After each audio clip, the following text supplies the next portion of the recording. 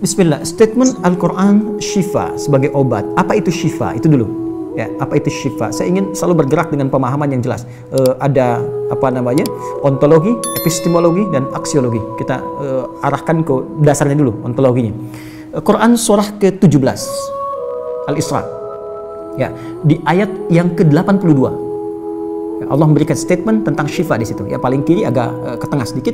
Wa nunazzilu minal Qur'ani ma huwa syifaa'un wa rahmatun lil mu'minin wa la yazidul zalimina illa khasara. Wa nunazzilu minal Qur'an, dan kami turunkan dari ayat-ayat Quran itu, minnya tab'id, menunjuk pada sebagian. Jadi nanti ayat Quran itu punya banyak keutamaan. Setiap ayatnya itu keutamaan pedomannya ke A, keistimewaannya bisa A, nanti yang lain bisa B, bisa C. Ada terkait dengan penyakit, ada terkait dengan kesuksesan, ada terkait dengan karir, dengan macam-macam. Ya, itu bimbingan yang kompleks dan sangat luas. Nah, ada sebagian ayat Quran itu yang ayatnya memberi petunjuk langsung berfungsi sebagai syifa. Ya. Wa rahmatul lil mu'minin, ada ayat lain berfungsi sebagai rahmat. Tapi ingat, lil mu'minin, bagi orang-orang yang yakin, tanpa ragu. Jadi kalau kita ingin berinteraksi dengan Al-Quran, kaidah pertamanya jangan pernah ragu. Ya, Quran surah kedua ayat 2. Dzalikal kitabu la raiba fi. Semua isi Al-Quran akan jadi petunjuk hudan lil muttaqin, bagi orang takwa. Syaratnya la raiba fi. Jangan ragukan sedikit pun. Anda ragu, Anda tidak mendapat manfaatnya. Oke, sekarang kita kembali. Apa itu syifa? Syifa sering diterjemahkan dengan obat. Ya, penawar. Syifa sesungguhnya punya arti yang lebih luas. Ya, obat itu di dalam Al-Quran, bahasa diksi Al-Quran, juga hadis, bahkan standar bahasa Arab biasa, itu setidaknya punya dua ya, diksi dari dua kasus yang terjadi. Ya. Satu begini, jika penyakit ya, yang butuh obat, penyakitnya itu berupa penyakit fisik saja, secara fisikal. Misal, saya katakan misalnya sakit gigi, fisik ya, fisik saya yang kena. Kemudian sakit perut, sakit kepala. Itu penyakitnya disebut dengan daun. Daun. Oke? Penawarnya, obatnya disebut dengan dawaun. Ini. Baik kan? Ya. Karena itu ada kalimat begini yang disandarkan pada Nabi SAW, likulli da'in dawa'un. Di setiap penyakit fisik itu mesti punya keyakinan pasti ada obatnya. Jelas ya? Nah, yang kedua, ada jenis penyakit terkait dengan fisik juga, tapi sudah melewati batas-batas dawa. Jadi ini menggunakan obat medis standar, ya, ini susah. Bahkan sebagian mengatakan, dokter mengatakan, wah ini nggak bisa nih, udah give up gitu kan? It's impossible, ini nggak mungkin, ya. Jadi sudah give up di sini, udah nggak memungkinkan. Nah, atau yang kedua, penyakitnya tidak terkait dengan fisik secara langsung, tapi ada yang terkait dengan aspek-aspek psikal, ya. Secara psikologis, penyakit hati, iri hati, dengki, dan dendam, dan itu juga berpengaruh kepada fisik, tapi sudah melampaui batas fisik. Orang iri hati kan fisiknya terganggu, kayak enak makan, kan? Ya, pusing, tidur, bahkan tidur pun masih nggak enak, ngigonya juga masih dengki juga, gara-gara kamu nih tidur. masih keluar kalimat itu, ya, nggak enak kan? Dan nggak mungkin berobat mencari dawa, nggak mungkin. Ya, silahkan cek ke rumah sakit, ada poli dendam, poli iri hati, ini nggak mungkin. Ya, yang ada poli gigi, poli mata, dengan ya, poli iri hati, poli dendam, nggak ada, poligami nggak ada di rumah sakit. Anda nggak mungkin menemukan itu.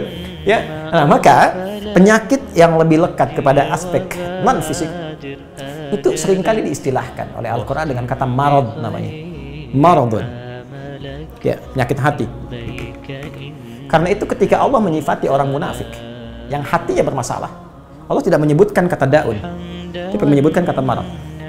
Silahkan cek di Quran surah kedua Al-Baqarah ayat 10. Fi qulubihim marad. Ya, di dalam hati mereka ada penyakit. Hati yang di sini bukan hati fisik ya, ya, tapi sumber kehidupan kita. yang ditetapkan oleh roh. Nanti ketika fisik itu mulai sempurna selama 4 bulan jadi mudghah. Jadi kan ada 3 tahapan seperti kita ketahui, ya. Dari mulai di Al-Arba'in, kalau kita baca Al-Arba'in, Al-Imam An-Nawawi, hadis nomor yang keempat, ya, Abdullah bin Mas'ud radhiyallahu ta'ala anhu, qala Rasulullah SAW, huwa as-sadiqul masduq, inna ahadakum yajma'u fi batni ummihi 40 yawman nutfah. 40 hari pertama, ya, itu baru berbentuk penyatuan, perpaduan antara spermatozoa dengan ovum, thumma yakunu alaihi 'alaqah, kemudian misla dzalika 'alaqah, 40 hari kedua berbentuk zigot yang telah menempel di dinding rahim. Tsumma yakunu mithla dzalika mudghah, 40 hari ketiga berbentuk mudghah, daging keratan. Bahkan sudah jadi bahasa sekarang, ya, di masa bahasan janin, ya, di kurikulum kedokteran saya lihat redaksinya sama, mudghah, ya.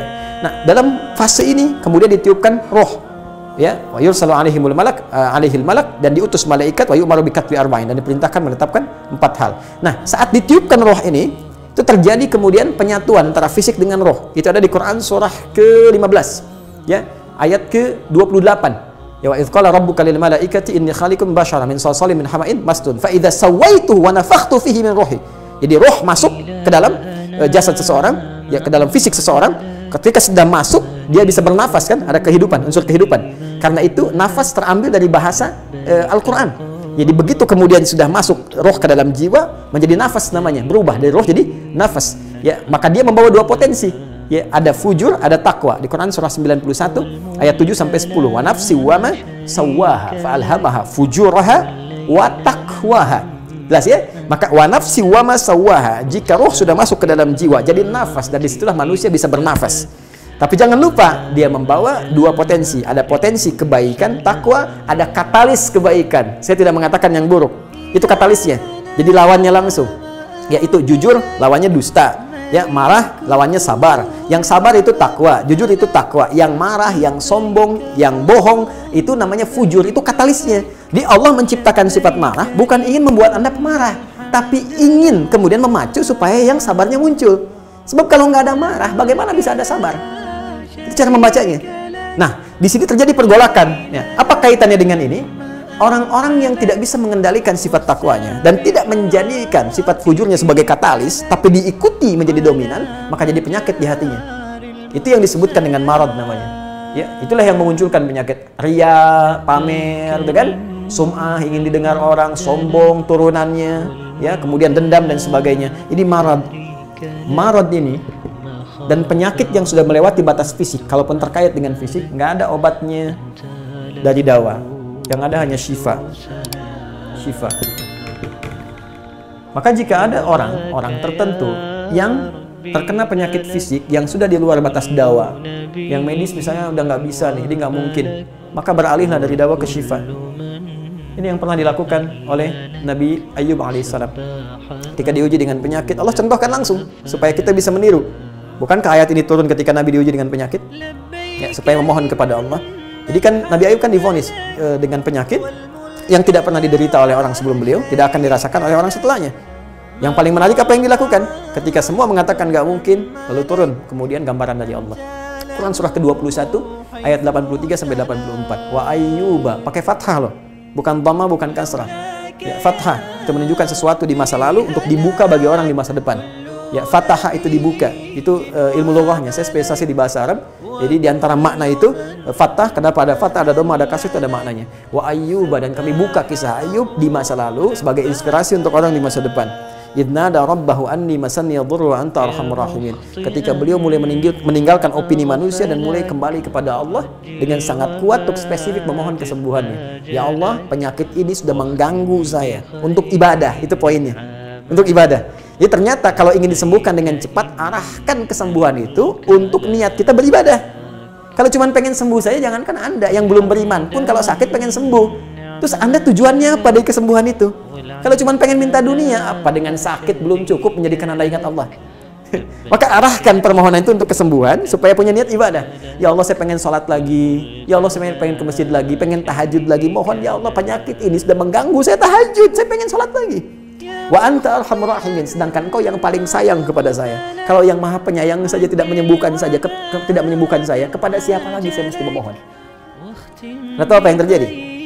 Begitu kalimat itu muncul dengan penuh kekuatan, keyakinan, visi yang benar, memanggil Allah dengan panggilan yang sangat halus, lembut, ya, terasa ke dalam jiwa, Maka jawabannya tidak menunggu lama. Fastajabna lahu fakashafna ma bi min dhurr wa atainahu ahlahu mithlahu ma'ahum rahmatan min indina wa dzikra lil 'abidin. Lihat ujung ayatnya. Kami langsung sembuhkan penyakitnya.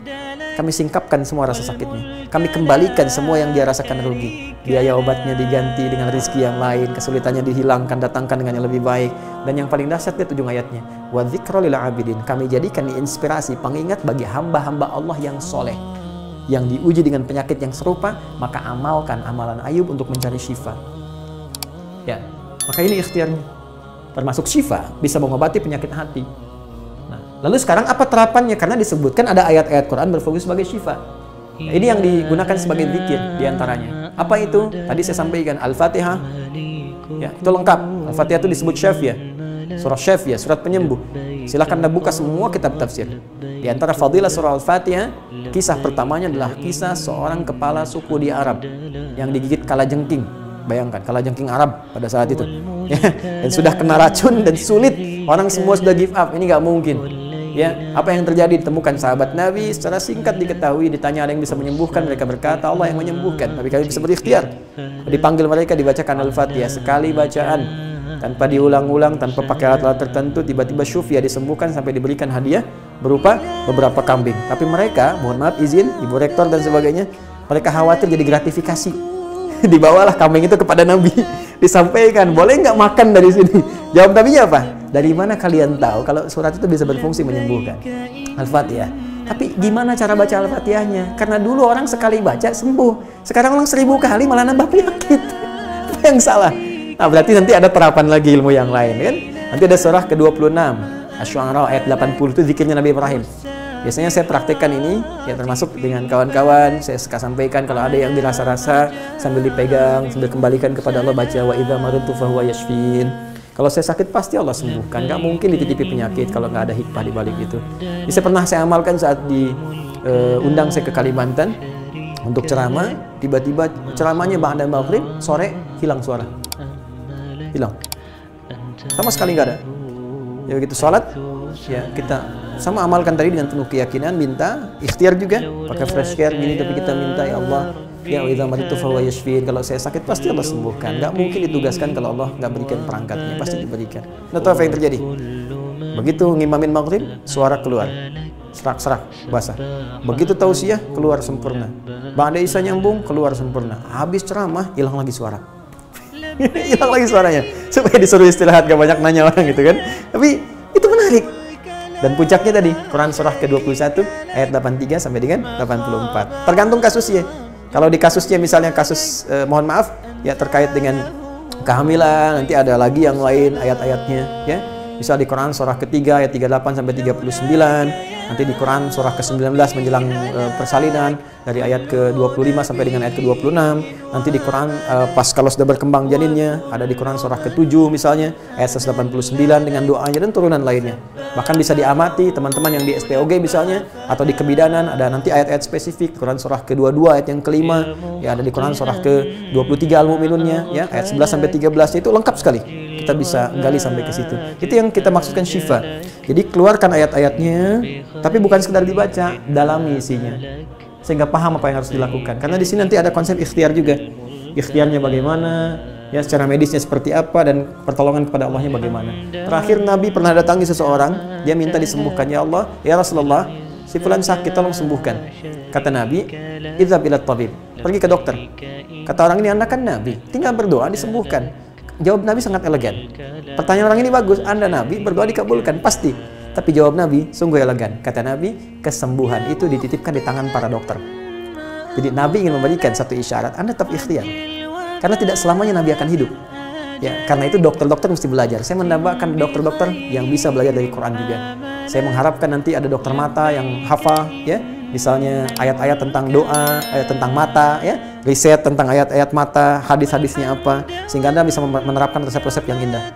Ya, waduh, kenapa nih dok, mata saya nih nggak bisa dikontrol nih, sakit. Kenapa? Saya kalau ngelihat tetangga beli kulkas sakit, kan nggak bisa dikasih obat tuh ya. Anda bisa kasih resep Quran surat sekian, ayat sekian, ayat sekian. Nah, itu yang banyak kejadian sekarang. Ya, orang matanya sehat tapi tidak bisa membedakan mana milik dia, mana milik orang lain. Demikian juga dengan yang lainnya. Itulah syifa. Wallahu ta'ala a'lam bishawab. Halo guys, jangan lupa like, subscribe, and share. Oke guys.